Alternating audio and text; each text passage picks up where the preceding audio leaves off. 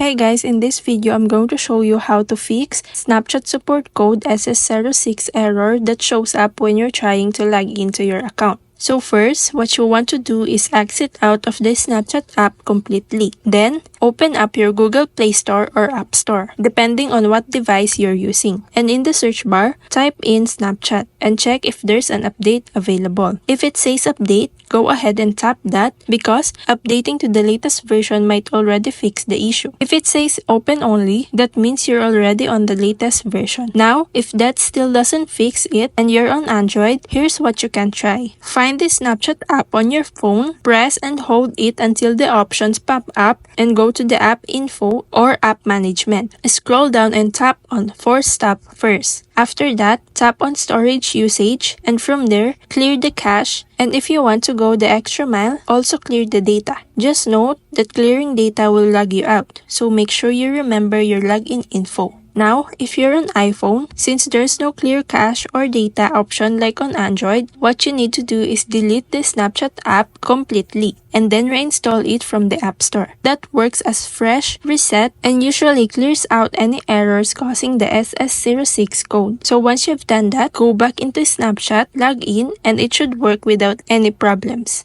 And that's it. Thanks for watching.